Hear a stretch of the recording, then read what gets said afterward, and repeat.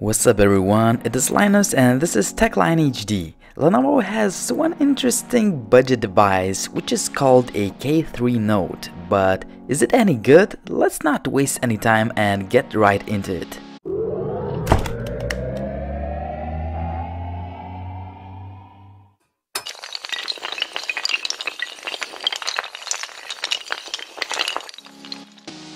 The device comes in a simple yet good-looking packaging which has some main specs printed on it. Let's unbox it.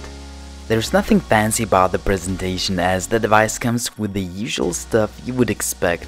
It includes a 2A charging brick along with a USB cable and some Chinese instruction manuals. Overall, the contents seem to be made out of quality materials and I have no complaints at all. The device features a really great specs sheet. It includes a 5.5 inches IPS 1080p display, MediaTek 64-bit octa-core chip, 2 gigs of RAM, 16 gigs of expandable storage, dual SIM card slots, 13 and 5 megapixels camera combo, and 3000 mAh removable battery. That's a great package for a device which costs just over $160 unlocked. And did I tell you that it also supports 4G LTE? The 5.5 inches display is sharp, vivid, and has great viewing angles. However, it is not the brightest panel I've seen and it looks quite dim outdoors, but it is still visible. Overall, I like what I'm seeing here. On the bottom side, there are 3 capacitive buttons. My complaint here is that they are not backlit and have no reflective coating whatsoever, thus it's hard to see it in dim environments. On the top side, you can find an earpiece along with a 5 megapixel selfie snapper. Stay tuned to see how it performs. The backplate is made out of quality plastic material. It is not glossy and does not attract fingerprints or smudges. Thank you Lenovo for not implementing a fingerprint magnet here. On the top left corner there is a 13 megapixel shooter along with a single tone dual LEDs. Moving to the right you'll find a noise cancelling mic and the speaker grill. It's worth mentioning that the speaker is wisely located on the top right side and therefore it's not that easy to cover it while operating the device with both hands. On the right side there is a volume rocker and the power on and off switch. They are made out of plastic but have a great tactile response. Also, the placement seems to be convenient as the keys are easy to reach with your thumb. On the top, you can find a micro USB charging port along with a headset jack. It's a personal taste, but it's just a right placement for me. Taking the back cover off is easy. Under the hood, you can find a micro SD card along with the 2 micro SIM card slots. Also, the 3000 mAh battery is removable. However, there is a huge disappointment here. First, you have to remove the battery in order to take the micro SD card out, but it is impossible to take it out with your fingers.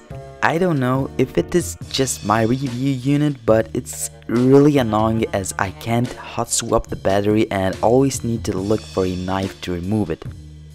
Overall, it's a nice looking phone with great build quality, design, and convenient button placement.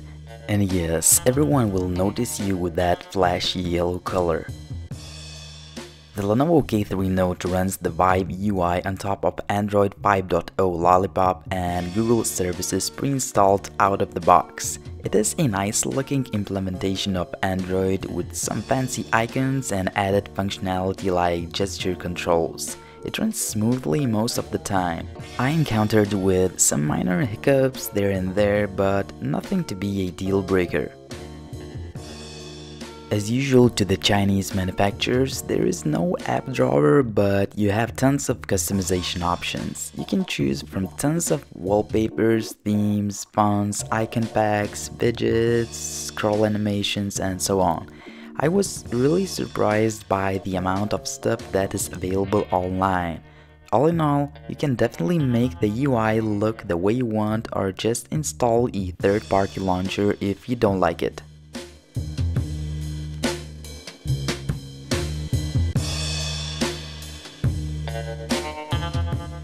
Let's check out the multimedia experience. As I said, I like the placement of the loudspeaker as I don't cover it with my fingers too often. As far as the sound quality, it is probably the best speaker I've heard in this price range.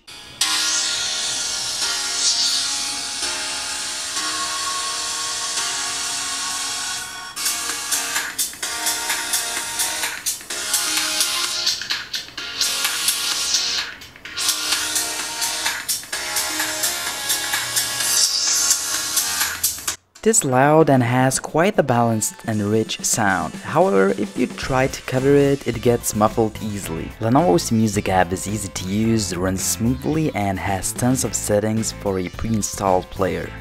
Using the gallery app is a blast. It runs fast and I didn't have any hiccups. However, it didn't seem that the device came with a decent video player pre-installed, so I had to download a third-party one. The 1080p video playback is good and scrolling throughout the footage is really smooth. The camera app is simple and easy to use and it is not overloaded with features. You can adjust some basic settings and select from a few different modes. The shutter speed is not the fastest I've seen, but it is still very good. As far as the picture quality, it's just mediocre. The shots taken outside with natural lighting have plenty of detail and the colors look natural. However, my experience was that you have to hold the phone steady to avoid blurry shots. In addition, the camera struggles with the dynamic range big time. Even HDR mode didn't help me get some more even exposure.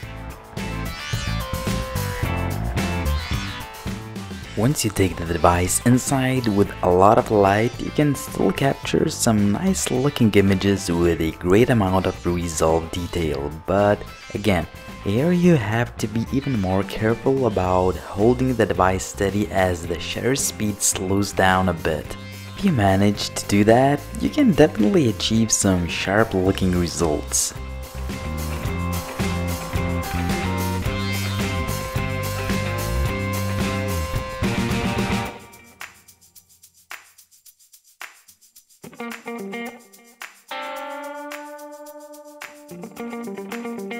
Low-light shots don't have much detail and there is a lot of visible noise. However, the embedded dual LED flash manages to light the dark scene up quite well.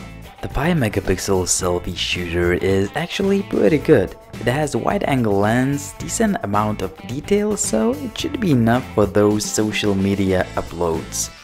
The video recording is actually quite terrible.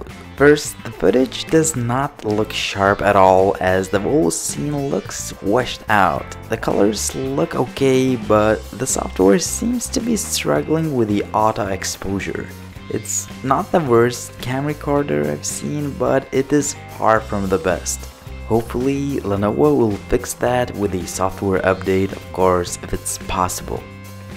As far as synthetic benchmarks go, the device manages to get a really high score, which is even higher than some great devices with a Snapdragon 801 chip.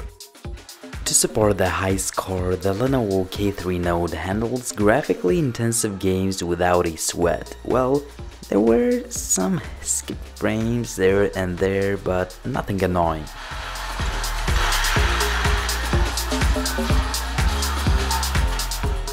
As far as the battery life goes, the 3000 mAh juice pack is more than enough to keep the lights on for the full day of normal use, which involves some internet browsing, YouTube, social media, and camera usage. Overall, I'm pretty impressed with that.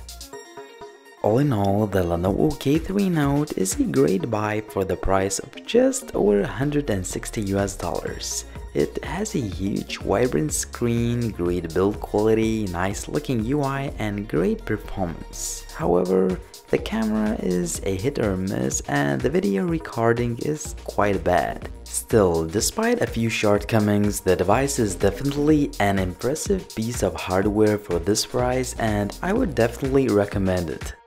It was Linus and thanks for checking out my TechLineHD YouTube channel. Make sure to check out some more videos on my channel like the review of the best device you've never heard of.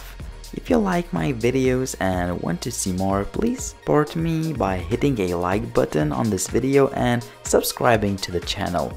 Also, please check out the TechLineHD Facebook page to get all the latest updates. See you next time.